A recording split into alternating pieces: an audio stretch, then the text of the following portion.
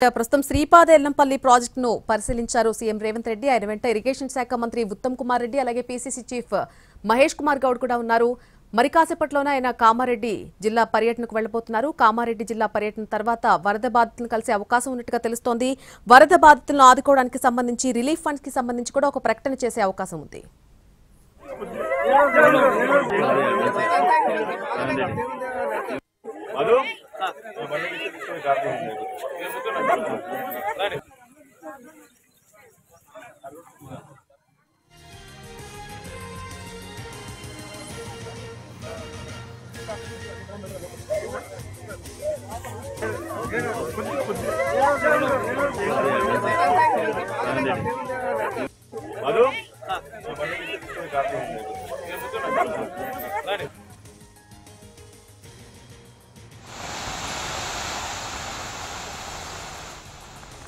కొద్దిసేపటి క్రితం శ్రీపాద ఎల్లంపల్లి ప్రాజెక్టును ఏరియల్ వ్యూ ద్వారా పరిశీలించారు సీఎం రేవంత్ రెడ్డి. మరి కాసేపట్లో ఏరియల్ వ్యూ ద్వారా ఆయన కామారెడ్డి జిల్లా పర్యటనకు వెళ్లబోతున్నారు. అక్కడ నేరుగా వరద బాధితులను కూడా కలిసే అవకాశం కనిపిస్తోంది. వరద ప్రభావిత ప్రాంతాల్లో CM Revanth Reddy aerial view ద్వారా ప్రస్తుతం పరిశీలిస్తూ ఉన్నారు.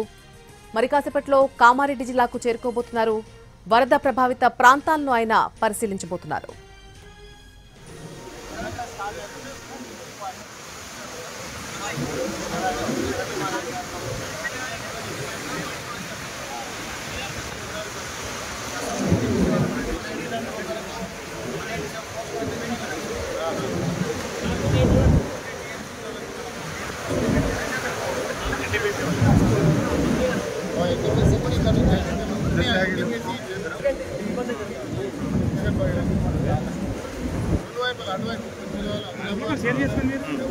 నేను పంపిస్తాను అందరికి మీడియా మొత్తం నేనే వస్తాను.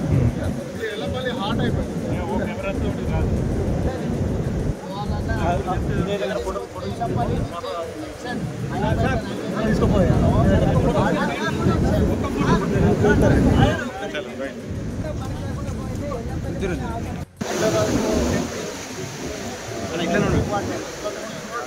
గోదావరి వాటర్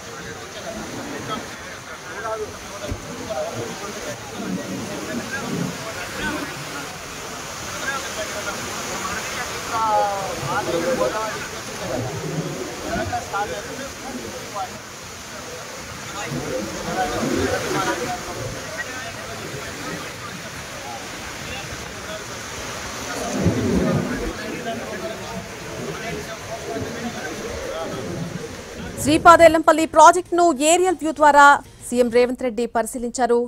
అక్కడున్నటువంటి అధికారులను వర్ష ప్రభావిత ప్రాంతాలకు సంబంధించి ఏ మేరకు వరద నష్టం సంభవించిందో అధికారులను కూడా అడిగి తెలుసుకున్నారు.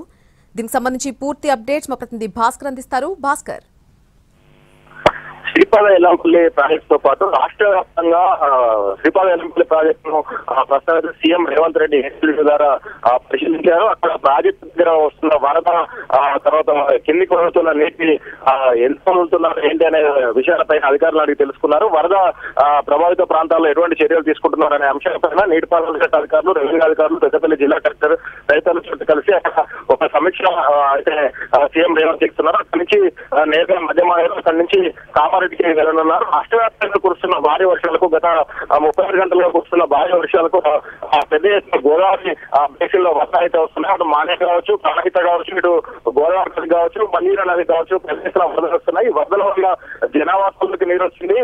కామారెడ్డి, తర్వాత నిర్మల్, ఆసిఫాబాద్ ఇటువంటి ప్రాంతాల్లో పెద్ద ఎత్తున జనావాసాలకు నీరు వచ్చి పలు కాలనీలు, గ్రామాలు, ఊర్లు, పట్టణాలు మునిగిపోయిన పరిస్థితి, జలదిగ్బంధంలో చిక్కున్న పరిస్థితి నెలకొన్నది. ఈ నేపథ్యంలో ప్రాజెక్టులకు పూర్తిగా వరదలు వచ్చినాయి. మానేరు ప్రాజెక్టులకు ఇప్పటి వరకు ఆగస్టు నెల 2వ వారం వచ్చినప్పటికీ మానేరు ప్రాజెక్టులకు ఇప్పటి వరకు అయితే నీటి వరద అనేది కొనసాగలేదు. ఎంతసేపు శ్రీరామ్ సాగర్, ఆ తర్వాత ఎల్లంపల్లి నుంచి లిఫ్ట్ చేసిన నీళ్ళే తప్ప ఇప్పటి వరకు వరద అనేది రాలేదు.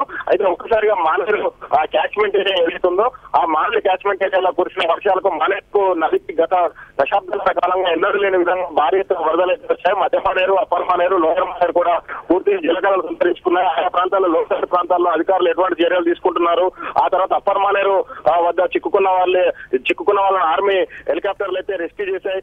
ఇవన్నిటి విషయాలను ఎక్కడెక్కడైతే 36 గంటలుగా ఎడతెరిపి లేకుండా కురిసిన వర్షం వల్ల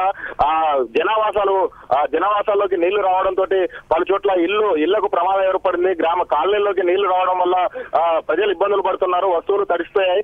ఇవన్నీ ఎక్కడైతే జల దిగ్బంధం ఉంది, ఎక్కడైతే అసలు ఈ జల విలయం ఏ రకంగా జరిగిందనే అన్ని విషయాలను ముఖ్యమంత్రి ఏరియల్ వ్యూ ద్వారా తెలుసుకోనున్నారు. ఇప్పుడు ఎల్లంపల్లి ప్రాజెక్టు దగ్గర పరిశీలించారు. ఎల్లంపల్లి ప్రాజెక్టు నుంచి నేరుగా కామారెడ్డి వెళ్తారు. కామారెడ్డి నుంచి మానేరు పరివాహక ప్రాంతాన్ని కూడా ఏరియల్ వ్యూ ద్వారా సీఎం